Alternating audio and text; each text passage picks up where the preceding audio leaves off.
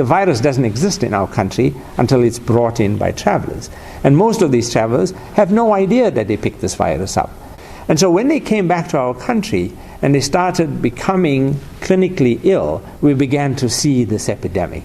And so the blue line is an epidemic that is on its way to an end, because we stopped all international travel just about a month or so ago. The next wave in the epidemic is the contacts.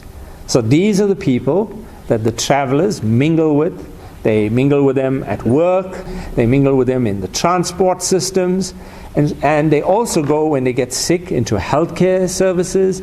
And so you get the second wave of people who get the coronavirus infection. That's shown in the red line. It is the blue line and the red line that combine to provide and seed the community with the virus, so you get general community transmission.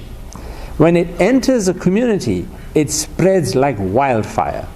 And so you get the green line, that rapid increase in transmission in the community.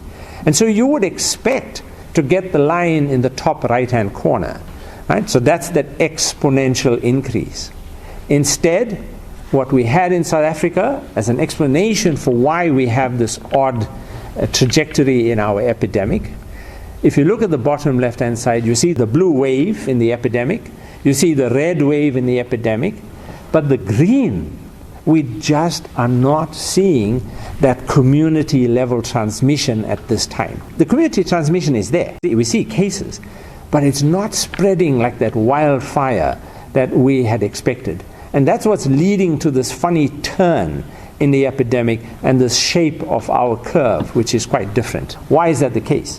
Well, that was exactly the purpose of all our interventions.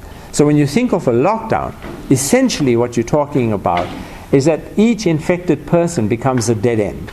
In short, if community transmission is low, cases decline. So it's most likely to be due to some genuine effect.